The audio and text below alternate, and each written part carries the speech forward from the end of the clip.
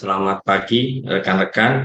Hari ini kita ada kegiatan webinar tentang pengantar bisnis. Jadi pengantar bisnis TJKT ini adalah bagian dari series tentang bisnis TJKT, yaitu menyambut tentang istilahnya menindaklanjuti tentang kurikulum Merdeka. Jadi di kurikulum Merdeka ini kita itu dituntut untuk memberikan passion kepada anak-anak agar tidak salah pilih jurusan seperti itu. Nah, di pagi ini kita akan belajar banyak dari ahlinya. Di sini ada Bapak Heri Darmawan selaku instruktur. Beliau juga seorang instruktur di Axelbit, juga sekaligus pimpinan dari PT Akselerasi Bhinneka Teknologi atau Axelbit ini. Beliau sangat-sangat berpengalaman dalam membina perusahaan di bidang IT, terutama perusahaan di bidang jaringan, seperti itu. Hari ini kita akan coba dengarkan bersama paparan dari beliau bagaimana sih tentang bisnis IT, yaitu terutama bisnis jaringan, di mana ini nantinya akan menjadi kebutuhan informasi dasar bagi seorang siswa dalam belajar ke depannya itu bagaimana. Jadi passionnya itu kita bentuk hari ini, begitu. Nah, saya rasa itu saja informasinya untuk menyingkat waktu agar nanti lebih banyak waktu di saat tanya jawab.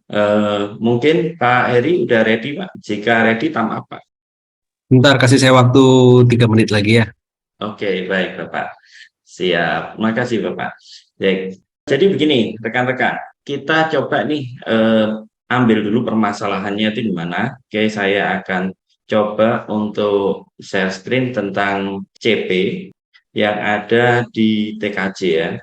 Oke, capaian pembelajaran yang ada di TKJ mengacu kepada aturan yang ada. Nah, oke. Saya coba untuk share screen dulu. Jadi ini untuk pengantarnya agar rekan-rekan sudah paham kenapa sih kita ada kegiatan kita hari ini.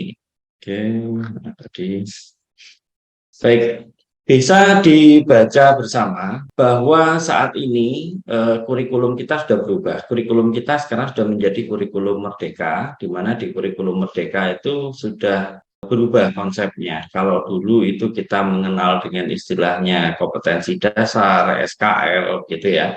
Kalau saat ini kita mengenalnya dengan istilah capaian pembelajaran. Nah, kami dari Axelbit membina banyak sekali sekolah. Kami membina banyak sekolah. Di sekolah-sekolah itu banyak yang bertanya, Pak, bisa nggak dijelaskan tentang proses bisnis di TJKT ini? Nah, yang jadi masalah permintaannya ini dari banyak sekolah yang wilayahnya itu jauh-jauh. Ada yang di Medan, ada yang di Papua, ada yang di Makassar, sekolah kami ada yang di Kalimantan. Kalau di Jawa banyak gitu ya, sangat banyak. Bali ada, di Nusra juga ada. Dari masalah ini kita mencoba untuk mencari tahu sebetulnya apa sih yang diharapkan oleh rekan-rekan. Ternyata rekan-rekan mengharapkan kami untuk menjelaskan tentang bagaimana ya bisnis di TJKT itu. Di bisnis TJKT ini capaian pembelajarannya itu adalah anak-anak diminta untuk mampu memahami proses bisnis ya, seperti ini. Ini informasinya. Di situ nanti harus tahu tuh prosesnya bagaimana di dalamnya dan juga ada bagaimana sih pelanggannya, pelayanannya gitu. Dan ternyata bisnis TJKT itu ada banyak rekan-rekan. Nanti untuk informasi detailnya akan disampaikan oleh Pak Heri Darmawan selaku narasumber di hari ini. Beliau sudah sangat-sangat berpengalaman di sini dalam hal bisnis TJKT ini. Nah, selain proses bisnis, dalam hari ini kita akan mencoba untuk membahas tentang jabatan kerjanya itu apa. Karena yang ditanya oleh orang tua ketika masih kecil kepada kita semua, pertanyaannya kalau besar mau jadi apa, gitu ya. Tidak ada orang tua tanya itu, bukan tidak ada ya, mungkin belum ada ataupun sedikit yang bertanya, orang tua bertanyanya itu kalau besar mau bisnis apa.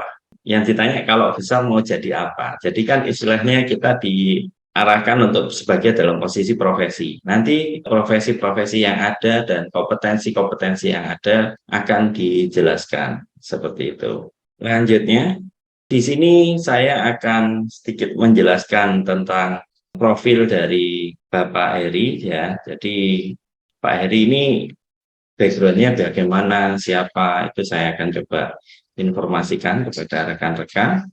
Kemudian saya share. Jadi Bapak Heri ini seorang network engineer.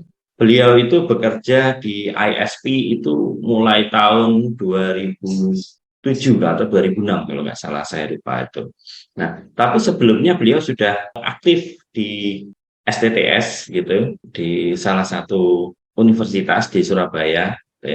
Nah, yang mengesankan dari Bapak Heri Darmawan ini adalah beliau mikrotik trainer pertama. Jadi seperti saya sendiri di sini adalah seorang trainer mikrotik, akan tetapi saya trainer mikrotik dengan kode seri 640 sekian. Saya trainer ke 640 sekian. Bapak Heri ini adalah trainer ke-13 yang ada di dunia. Jadi beliau adalah certified trainer mikrotik pertama yang ada di Asia. Pak Heri ini sudah sangat-sangat ekspor dalam bidang VoIP, sudah banyak sekali pegang proyek untuk melakukan alih teknologi dari PABX. Kalau dulu PABX sekarang menjadi IP-PBX, sudah berubah tuh teknologinya. Kalau dulu itu menggunakan analog, sekarang sudah berbasiskan IP semua. Kalau masalah menangani wireless network sudah tidak bisa ditanyakan lagi, sudah terlalu banyak. Oke. Security, bahkan proyek-proyek yang sangat-sangat mencengangkan itu adalah proyek tentang Smart City. Jadi kemarin kami di Axelbit, Pak Heri mengepalai tim untuk mengerjakan proyek Smart City di kota Probolinggo dan di Jombang. Begitu. Bapak Heri ini telah menangani proyek banyak sekali, termasuk proyek di bidang pemerintahan maupun di swasta. Jadi banyak pabrik-pabrik yang sistem IT-nya dihandle oleh beliau. Jadi kerjanya sudah jarang di kantor. Alhamdulillah hari ini bisa ada di kantor untuk memberikan paparan kepada rekan-rekan. Biasanya ada di site, gitu. Beliau juga baru pulang dari Kalimantan untuk urusan bisnis kemarin. Selanjutnya, Bapak Heri ini juga seorang international network consultant. Pak Heri ini network consultant itu untuk di perusahaan IT di Australia dan di Kepulauan Fiji, juga di Filipina saya. Nah, Bapak Heri Darmawan juga aktif sebagai pembicara di Mikrotik User Meeting. Mikrotik User Meeting ini adalah pertemuan para pengguna Mikrotik. Ya, setiap tahun kita selalu ada pertemuan, kecuali ketika pandemi kemarin. Kita setiap tahun ada pertemuan untuk membahas tentang teknologi-teknologi IT, teknologi-teknologi jaringan yang terbaru. Nah, itu diprakarsai oleh Mikrotik. Seperti itu. Beliau aktif dalam memberikan informasi di sana dengan banyak atau berbagai macam materi. Saya rasa itu perkenalan dari Bapak Heri dan itu pembukaan dari kami. Untuk selanjutnya, waktu dan tempat kami serahkan kepada Bapak Heri Darmawan. Terima kasih. Silakan Pak Heri. Terima kasih Pak Danang atas perkenalannya. Saya cukup kagum dengan Pak Danang ini, passionnya ke dunia pendidikan sangat luar biasa. Sungguh ini ya, sangat all out kalau bicara tentang dunia pendidikan. Mohon izin sebentar ya. Oke, pagi ini kita akan cerita tentang pengantar bisnis ya, pengantar bisnis teknik jaringan komputer dan telekomunikasi. Jadi kalau kita bicara tentang TJKT ini adalah mungkin buat beberapa orang masih kurang familiar dengan istilah ini ya. Nanti saya akan cerita apa sih TJKT ini dan bagaimana TJKT ini, peluang-peluang bisnis apa saja yang bisa didapatkan dari jurusan TJKT ini. Slide-nya apakah sudah siap nih slide-nya? Oke, thank you. Nah, ini kan sudah tadi ya perkenalan. Terima kasih juga Pak Danang sudah perkenalkan, jadi saya tidak perlu memperkenalkan diri lagi. Saya lanjut aja langsung. Nah, apa itu TJKT dan TKJ? Oke, kita next slide. Next slide. Nah, ini adalah sebuah gambar topologi jaringan. Jadi TJKT itu adalah program keahlian di SMK. Ada 3 konsentrasi dalam TJKT, yaitu pertama teknik transmisi telekomunikasi, ya, teknik transmisi telekomunikasi. Yang kedua adalah TJAT, teknik jaringan akses telekomunikasi. Jadi yang satu teknik transmisinya, yang kedua adalah jaringan aksesnya, yang ketiga adalah TKJ, teknik komputer dan jaringan. Nah, Axelbit kami adalah Dudika yang konsentrasinya TKJ. Jadi profil bisnis yang diajarkan itu adalah di yang ini. Wilayah kerjanya adalah yang berwarna kuning, ISP dan reseller. Gitu ya. Jadi ada web service, ada ISP, telco. Nah, TKJ itu teknik komputer jaringan, konsentrasinya di bagian yang berwarna kuning, ya, di ISP reseller sampai ke rumah-rumah. Oke, next. Nah, sekarang saya akan cerita tentang bisnis profile dari TJKT RJK. Ya, apa saja sih itu? Next. Jadi bisnis profile untuk TJKT ini itu apa aja? Salah satunya adalah IT store dan service. Jadi penjualan komputer, notebook dan lain sebagainya. Ini adalah bidang di mana TKJ TJKT itu bisa punya opportunity untuk berbisnis di bidang itu, ya, penjualan perangkat, perawatan komputer, laptop dan lain sebagainya. Yang kedua adalah IT training bagi siswa-siswa lulusan TKJ TJKT ya yang punya passion untuk mengajar bisa ke IT training. Tentu saja untuk IT training ini harus terlebih dahulu mengambil sertifikasi dan lisensinya. Ya, yang berikutnya adalah internet service provider. Ini adalah bidang saya untuk jangka waktu yang cukup lama sehingga saya cukup bisa banyak cerita tentang ini gitu ya. Urusan koneksi internet dan sebagainya. Lalu sistem integrator, ini juga bidang di mana saya berkecimpung cukup lama. Sistem integrator ini fungsinya kita itu seperti koki. Jadi kita punya banyak bahan makanan yang kita racik menjadi satu solusi yang komprehensif. Ya, kalau masuk ke bidang ini kita akan belajar banyak hal, mulai dari CCTV, kemudian mungkin nanti smart home, pemasangan VoIP, akses door. Jadi kita harus punya kemampuan untuk mengetahui berbagai macam teknologi. Termasuk bila mau diceritakan, salah satunya adalah mungkin termasuk pemadam kebakaran kalau untuk server gitu ya, lalu untuk air conditioning, untuk pendingin ruangan, untuk dipasang di data center dan lain sebagainya. Lalu data center. Nah, data center ini adalah layanan kos-kosannya server. Jadi satu tempat di mana kita bisa menitipkan server kita sehingga perawatan pendingin ruangan dan lain sebagainya sudah disediakan. Oke, next. Apa saja sih usaha yang bergerak di bidang jaringan komputer? Ini saya akan buka ada dua jenis usaha ya kira-kira yang mungkin kalau kita lihat masuk dalam KBLI. Sebenarnya tidak hanya dua ini, akan banyak sekali. Jadi KBLI ini adalah klasifikasi baku lapangan usaha. Setiap kali kita ingin buka usaha, maka kita akan ditanya, usaha kita ini bergerak di bidang apa? Apakah konstruksi, apakah pendidikan, apakah teknologi, dan lain sebagainya. Itu banyak sekali klasifikasinya. Penjualan barang, dan lain sebagainya. Nah, ini adalah dua klasifikasi yang akan saya tunjukkan yang bisa merupakan industri usaha di bidang yang berkaitan dengan TKJ. Oke, next. Yang pertama adalah Internet Service Provider. Jadi ISP ini merupakan sebuah KBLI yang bergerak di bidang jaringan komputer. Ya, usahanya termasuk usaha pelayanan untuk mengakses internet dan lain sebagainya. Ada juga subklasifikasinya jasa multimedia, jasa premium call gitu ya, jasa konten SMS premium itu termasuk dalam jasa service internet ya, itu ada beberapa. Next. Nah, ada lagi perdagangan. Jadi perdagangan ini kalau misalnya saya mau berdagang Pak, saya mau jualan. Nah, jualan itu banyak.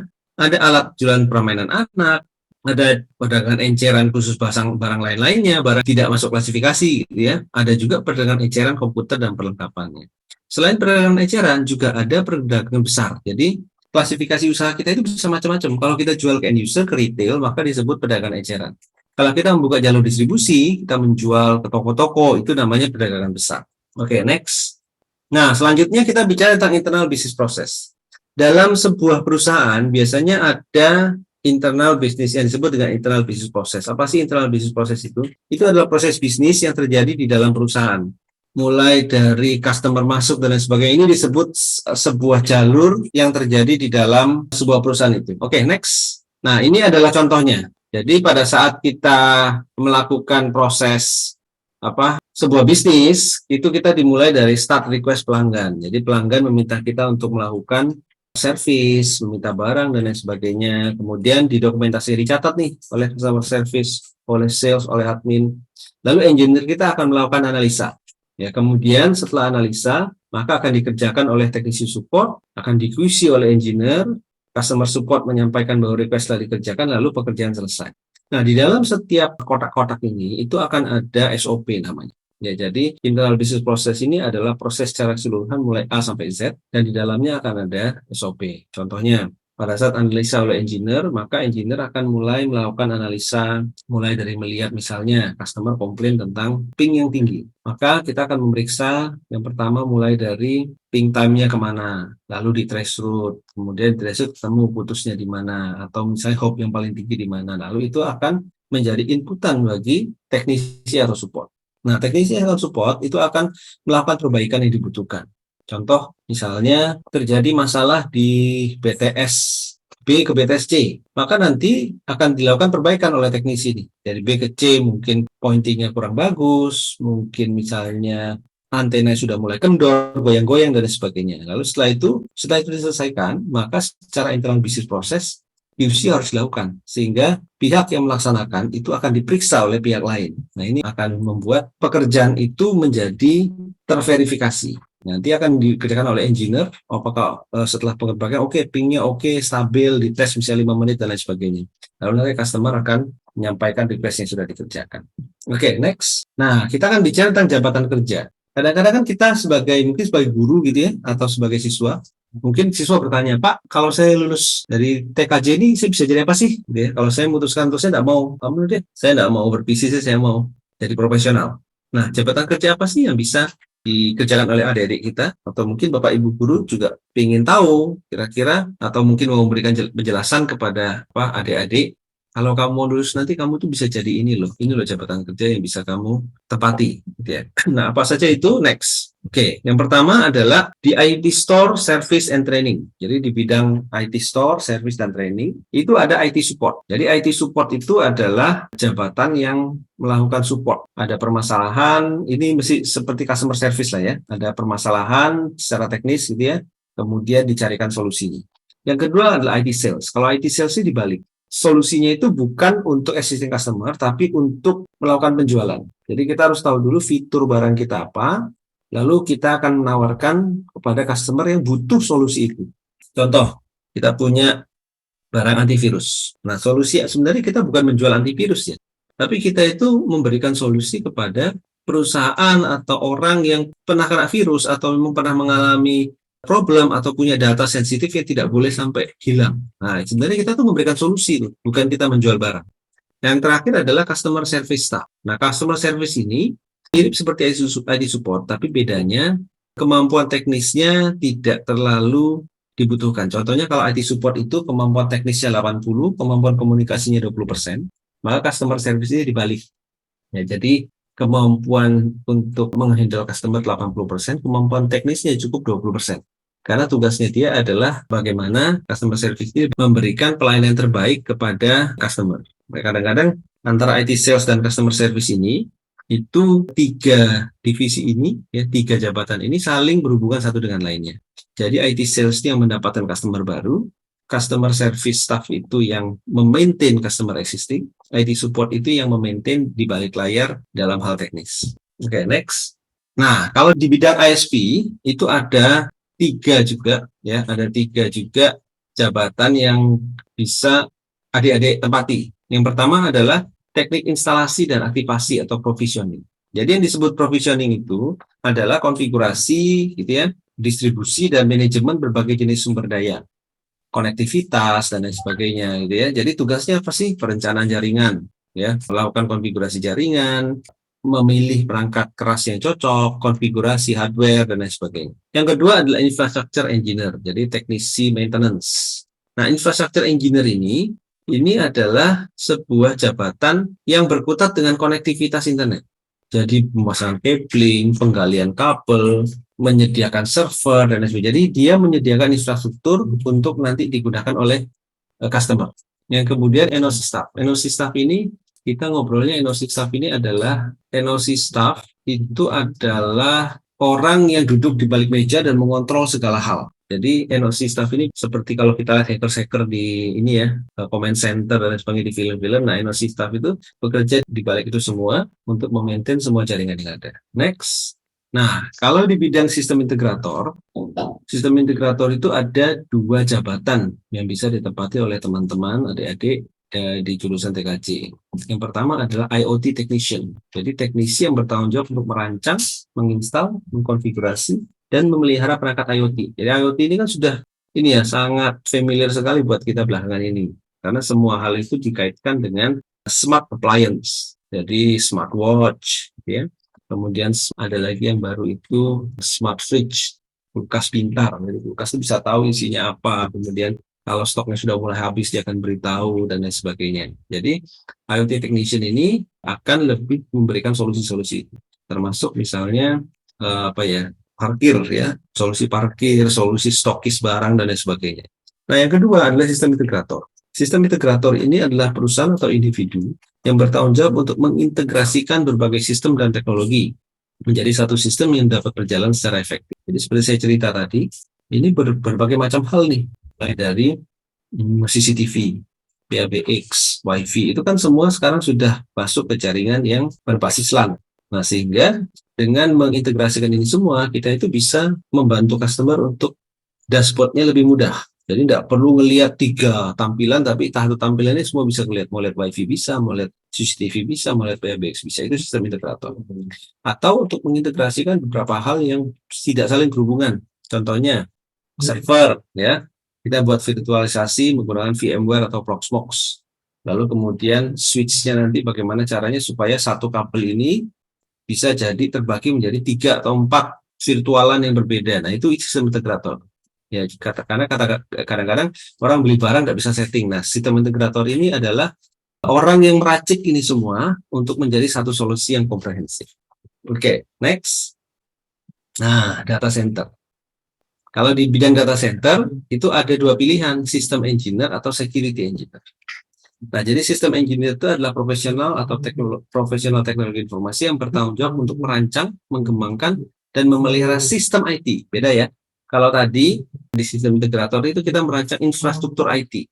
Kalau di sini kita merancang sistemnya. Jadi kalau ada VMware yang sudah ada, switch-nya sudah connect, sudah jadi 4 VLAN, maka data center itu tugasnya adalah untuk memastikan bahwa sistem berjalan dengan baik. Server-server yang ada di virtualisasi ini berjalan dengan baik, termonitor dengan baik, MRTG grafiknya kelihatan, kemudian pada saat terjadi sesuatu bisa terdeteksi lebih awal. Contohnya trafficnya turun secara drastis, mengirimkan alert dan lain sebagainya. Itu adalah tugas dari sistem engineer. Atau misalnya lognya penuh, atau misalnya website ini nggak bisa kebuka, lognya gimana nih? Kita baca lognya dan lain sebagainya. Ya, tugas sistem engineer itu meliputi apa aja? Analisa kebutuhan. Oh, saya butuh web server. Oke, web server diakses berapa orang? Ya, kadang-kadang tidak bisa mendefinisikan spek secara teknis ya. Kalau ditanya butuh RAM berapa, dia tidak ngerti. User cuma tahunya ini diakses oleh 1.000 orang. Base saya adalah PHP, atau base saya adalah WordPress, atau base saya adalah saya bikin website pakai Moodle misalnya. Ya. Nah, sistem engineer harus tahu untuk 1.000 user hit bersamaan, maka saya harus butuh server dengan kapasitas RAM sekian, dengan CPU sekian, dengan storage sekian. Nah, itu adalah tugas sistem integrator. Yang kedua adalah security engineer. Security engineer ini sekarang sedang naik daun. Ya, karena banyak pencurian data, banyak masalah tentang keamanan data dan lain sebagainya. Ya. Jadi, dengan adanya peluang ini, maka jabatan pekerjaan ini pun terbentuk, ya. Jadi dia bertanggung jawab untuk merancang, mengimplementasikan dan memelihara sistem keamanan informasi. Salah satunya adalah mencegah terjadinya intrusion, bahkan juga melakukan forensik. Kalau sudah terjadi ada kejadian gitu ya, bagaimana saya mengidentifikasi kapan ini terjadi, siapa yang melakukan. Nah, itu adalah pekerjaan di jabatan security engineer. Next. Nah, sekarang kita ngomong skill. Untuk bisa mengisi jabatan-jabatan itu, skill apa sih yang kita butuhkan? Apa yang perlu kita pelajari untuk bisa mengisi jabatan-jabatan yang tadi saya ceritakan? Oke, next. Nah, skillnya itu ada yang disebut dengan supportive skill. Supportive skill itu artinya begini, kalau misalnya Anda berpikir, oh saya mau belajar komputer kok, saya tidak perlu belajar matematika, itu salah. Karena komputer itu semua basicnya adalah matematika. Oh, saya tidak mau belajar fisika Pak, ngapain saya belajar tekanan air dan lain sebagainya, ngapain saya belajar tentang kecepatan dan lain sebagainya, nggak perlu, saya kan belajar komputer. Pada saat Anda implementasi IoT satu hari nanti, Anda akan melihat bahwa IoT itu paling kompleks. Contohnya saya mengajar kelas IoT di satu universitas di Surabaya. Kita belajar tentang bagaimana memanfaatkan IoT dalam dunia pertanian. Ya, salah satunya adalah sensor kelembapan tanah.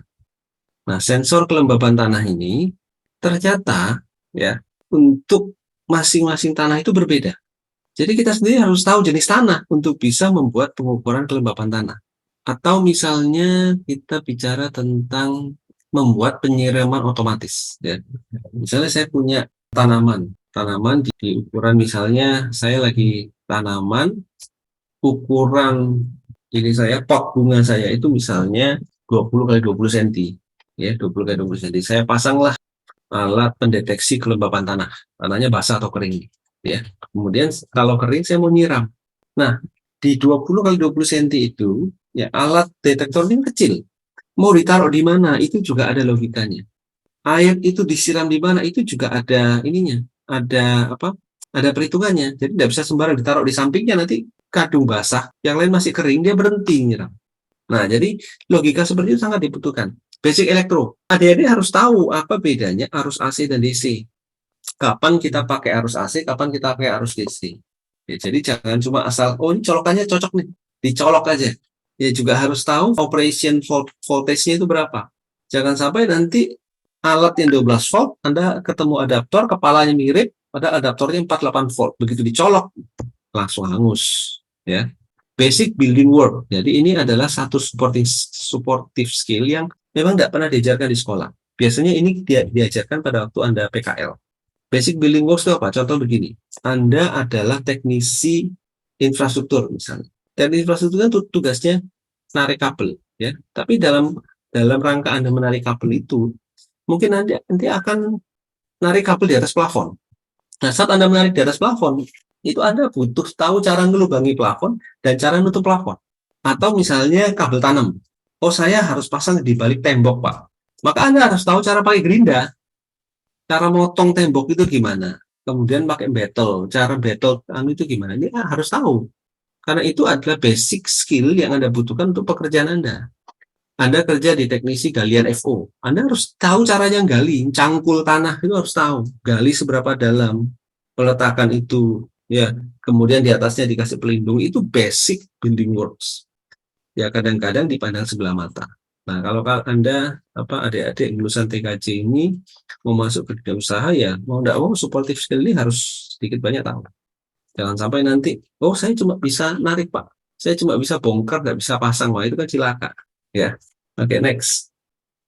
Nah, kita bicara main skill-nya dulu. Kalau tadi kita bicara supportive skill, kita bicara sekarang main skill-nya apa sih? Ya, basic yang untuk level paling rendah itu adalah PC Hardware Assembly and Troubleshoot. Jadi Anda harus tahu komponen komputer itu apa saja, kemudian kalau ada kerusakan kira-kira masalahnya apa. Ya, kalau dulu zaman saya pada waktu kita masih pakai komputer rakitan, itu kalau kerusakan bisa ada dua, ya di memori dan di VGA kalau nggak salah.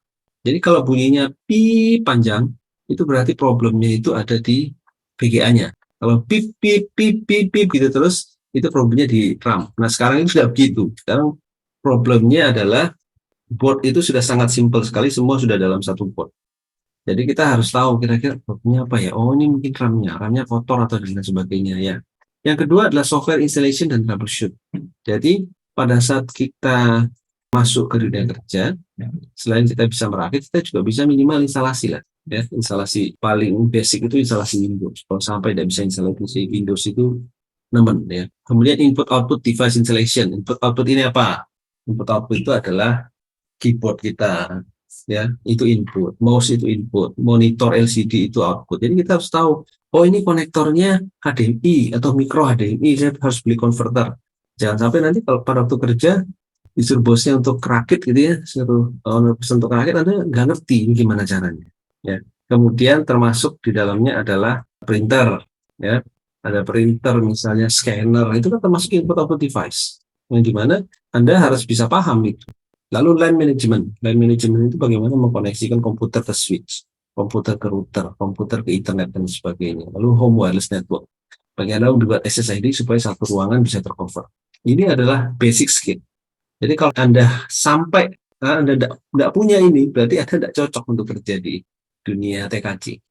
Kalau Anda punya semua ini, maka Anda itu masuk ke basic skill. Basic skill itu berarti orang-orang yang hanya punya kemampuan ya sudah kerjanya jadi staff aja, jadi support aja, tidak akan bisa masuk ke industri-industri besar, atau tidak akan bisa naik jabatan kalau cuma kemampuannya basic. Nah sekarang kita lihat next skillnya apa selain basic. Nah ya next skill udah advance.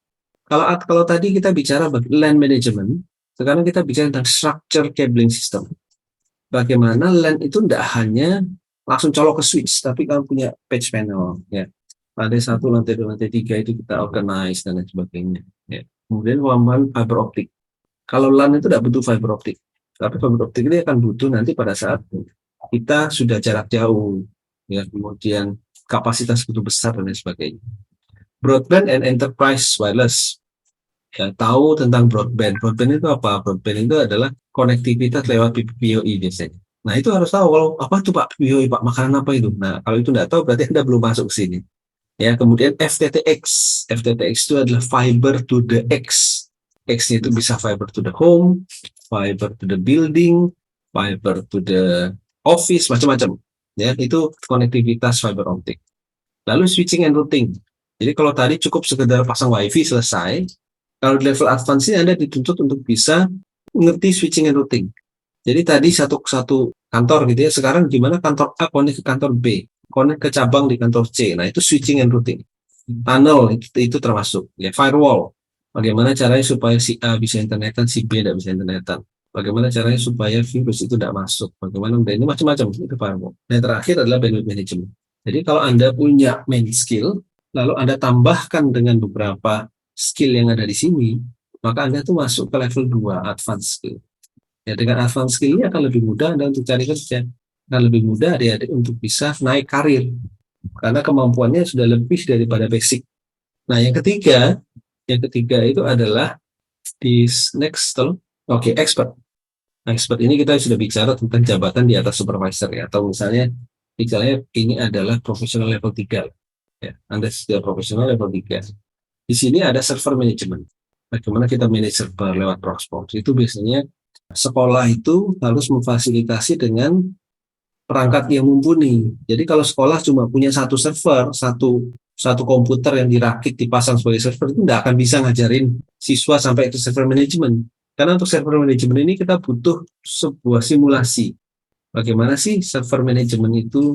Bagaimana saya membuat sebuah PC yang besar, yang kapasitasnya besar, yang RAM-nya besar, saya bisa pecah-pecah menjadi server-server yang lebih kecil. Yang berikutnya adalah IoT implementation. Nah, IoT implementation ini juga begitu. Jadi sekolah harus memfasilitasi dengan perangkat-perangkat yang mumpuni seperti Raspberry dan lain sebagainya. Network monitoring. Nah, kalau kita bicara network monitoring, artinya kita kan sedang memonitor sebuah jaringan.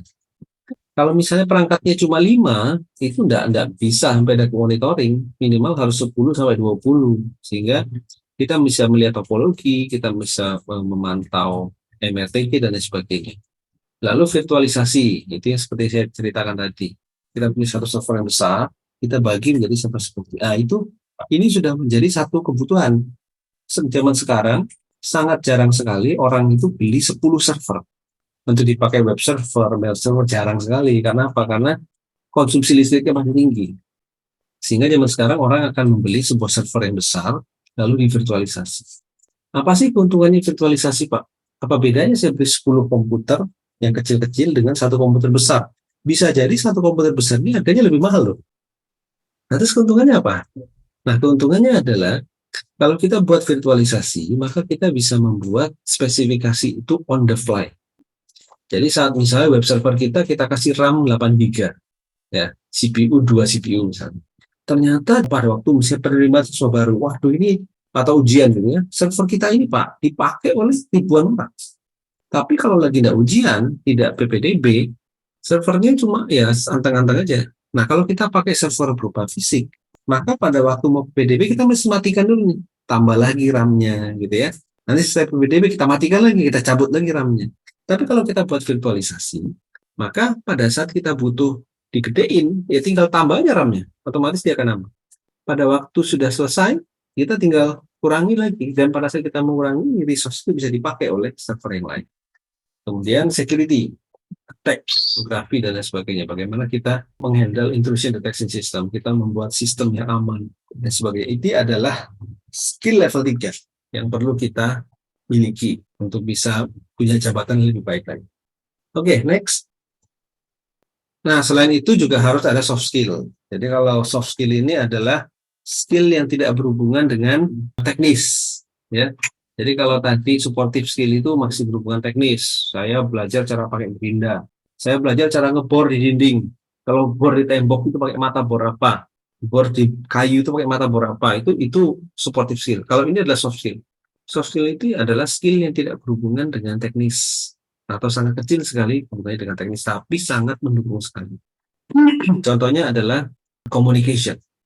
Ya, bagaimana cara kita berkomunikasi ini biasanya jarang diajarkan di sekolah. Biasanya dapatnya lewat PKL, lewat magang gitu. Karena benar-benar merasakan, oh, kita kalau di kantor tuh gini loh kerjaan.